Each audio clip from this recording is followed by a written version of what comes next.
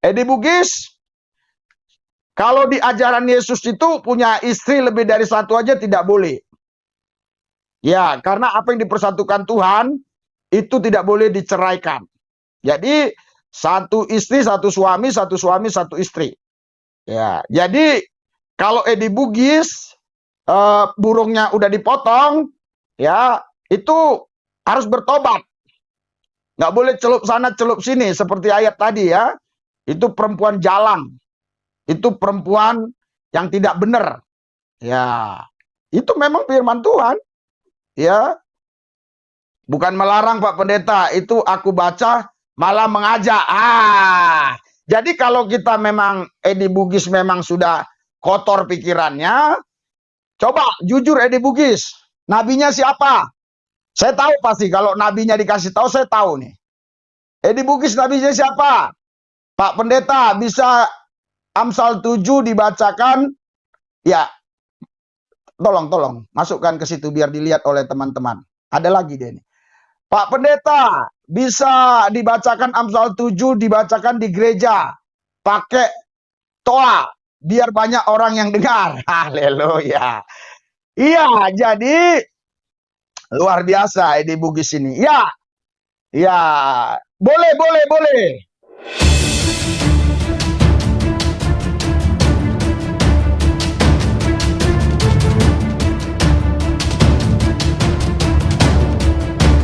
Assalamualaikum warahmatullahi wabarakatuh. Sahabat beriman dimanapun berada, berjumpa kembali di Bintang Mu'alaf Channel. Mudah-mudahan kita semua, keluarga kita dan semua umat Islam dimanapun berada selalu sehat walafiat di dalam lindungan Allah Subhanahu wa ta'ala.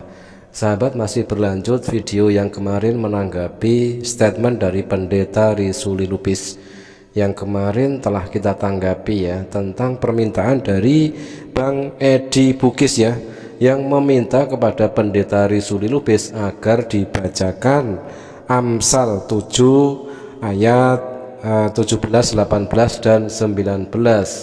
Pada awalnya Pendeta Risuli Lubis sangat pede sekali akan membacakannya, tetapi ketika sampai di ayat yang ke-17 dia berhenti di situ. Tiba-tiba lidahnya mendadak menjadi keluh, dan selanjutnya mau tidak mau Pendeta Risuli Lubis terpaksa harus membacakan ayat yang selanjutnya yang diminta oleh Bang Edi Bugis, yaitu Amsal 7 ayat 18 dan 19.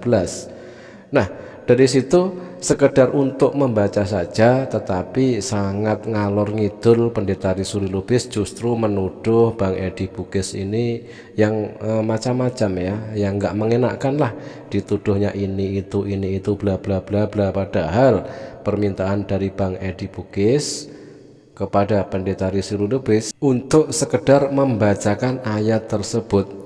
Tetapi itulah Pendeta Risuli Lubis ya, ketika dia kaget mengetahui kok ternyata ada di dalam Alkitabnya ada ayat seperti itu. Dan ternyata video berlanjut sahabat-sahabat ya, dan kelihatannya Pendeta Risuli Lubis juga semakin meluap-luap emosinya di sini ya, ketika Bang Edi Bugis memberikan komen selanjutnya meminta kepada Pendeta Risuli Lubis agar ayat Amsal yang dimaksud tersebut, Amsal 7 ayat 17, 18 dan 19 tersebut, agar dibacakan di gereja dengan memakai toa agar semua orang mendengar.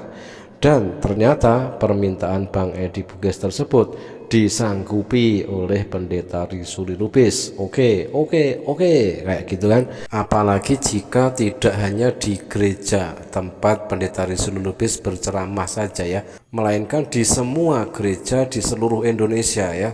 Ini akan lebih bagus lagi ya, biar semua orang mendengar. Kita nantikan saja, kita tunggu saja realita yang akan dilaksanakan oleh Pendeta Risuli Lubis yang menyanggupi permintaan Bang Edi Bugis agar membacakan ayat Amsal 7, 17, 18 dan 19 dibaca di gereja dengan memakai toa agar semua orang mendengarnya. Edi Bugis, kalau di ajaran Yesus itu punya istri lebih dari satu aja tidak boleh. Ya, karena apa yang dipersatukan Tuhan itu tidak boleh diceraikan. Jadi satu istri, satu suami, satu suami, satu istri. Ya, jadi kalau Edi Bugis burungnya udah dipotong, ya itu harus bertobat. Nggak boleh celup sana celup sini seperti ayat tadi ya. Itu perempuan jalang. Itu perempuan yang tidak benar. Ya, itu memang firman Tuhan. Ya. Baik, kita tanggapi dulu statement dari Pendeta Rizuli Lubis yang mengatakan satu istri satu suami untuk satu istri ya. Tetapi kita bisa menemukan beberapa ayat di dalam Alkitab kepunyaan Pendeta Rizuli Lubis ya, yang mengizinkan dan menggambarkan praktek poligami. Seperti di Kejadian 4 nomor 19, Lamek mengambil istri 2 orang, yang satu namanya Ada, yang lain Zila. Kejadian 6 nomor 2, maka anak-anak Allah melihat bahwa anak-anak perempuan manusia itu cantik-cantik, lalu mereka mengambil istri dari antara perempuan-perempuan itu siapa saja yang disukai mereka. 2 Tawarik 11 nomor 21, Rehabiam mencintai Maaka anak Absalom itu lebih daripada semua istri dan gundiknya. Ia mengambil 18 istri dan 60 gundik dan memperanakkan 28 anak laki-laki dan 60 anak perempuan. 2 Samuel 12 nomor 8, telah kuberikan isi rumah tuanmu kepadamu dan istri-istri tuanmu ke dalam pangkuanmu. Aku telah memberikan kepadamu kaum Israel dan Yehuda, dan seandainya itu belum cukup, tentu ku tambah lagi ini dan itu kepadamu. Di sini kalau semisal cuma satu istri, pasti kata-kata di dalam 2 Samuel 12 nomor 8 tersebut ya, telah kuberikan isi rumah tuanmu kepadamu dan istri tuanmu, seperti itu. Tetapi di sini yang tertulis dan istri-istri tuanmu, artinya ada beberapa istri. Dan kita bisa melihat lalu betapa emosionalnya Pendeta Rizuli Lubis kepada Bang Edi Bugis ya, yang sekedar meminta kepada Pendeta Rizuli Lubis untuk membacakan Amsal 7 nomor 17, 18 dan 19. Tetapi di situ justru Pendeta Rizuli Lubis lebih memaki-maki dan menuduh Bang Edi Bugis dengan tuduhan yang tidak berdasar, dan itu hanyalah luapan emosional dari Rizuli Lubis, atau itu menunjukkan bahwasanya Pendeta Rizuli Lubis sedang mengeluarkan ajaran agama kasihnya seperti itu ya. Kita juga tidak tahu, tetapi ya seperti itulah yang terjadi sahabat-sahabat ya. Bonus tambahan satu ayat untuk Pendeta Rizuli Lubis yang tadi menyatakan bahwasanya di dalam Alkitab hanya boleh satu suami untuk satu istri untuk satu suami. Ini ada ayat di dalam Alkitab kepunyaan Rizuli Lubis. Ada tertulis Raja Salomo mempunyai 700 istri dan 300 gundik.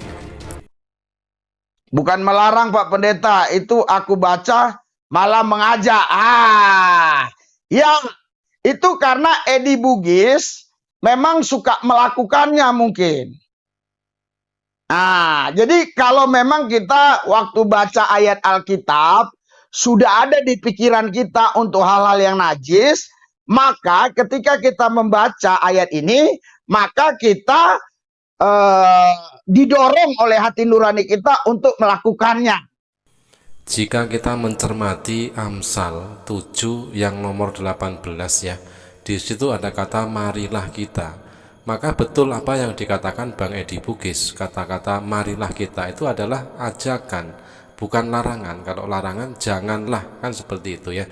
Jadi di sini kembali si Pendeta Rizuli Lubis ngeles lagi. Si Edi Bugis ini waktu baca ini sudah kepengen, sehingga seolah-olah ayat ini mengajak dia, padahal ayat ini melarang dia. Jadi kalau kita memang Edi Bugis memang sudah kotor pikirannya, coba jujur Edi Bugis, nabinya siapa? Saya tahu pasti kalau nabinya dikasih tahu, saya tahu nih. Edi Bugis nabinya siapa? Pak Pendeta, bisa Amsal 7 dibacakan? Ya, tolong masukkan ke situ biar dilihat oleh teman-teman. Ada lagi dia ini. Pak Pendeta, bisa dibacakan Amsal 7, dibacakan di gereja. Pakai toa, biar banyak orang yang dengar. Haleluya. Iya, jadi luar biasa di Bugis ini. Ya, ya, boleh, boleh, boleh. Nah, semakin ngalor ngidul kan Pendeta Rizuli Lubis ya. Pada awalnya cuma diminta untuk membacakan ayat saja, tetapi sudah ngalor ngidul kemana-mana dengan tuduhan-tuduhan yang tidak berdasar kepada Bang Edi Bugis ya.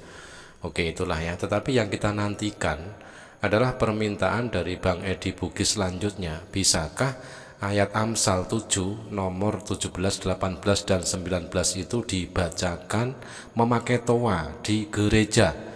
Nah, sahabat, kita tunggu saja karena tadi Pendeta Rizuli Lubis sudah mengatakan boleh. Ya, kita tunggu saja realisasinya. Apakah benar-benar berani Pendeta Rizuli Lubis ini membacakan ayat-ayat tersebut di gereja, di tempat di mana dia biasa berceramah? Kita tunggu saja.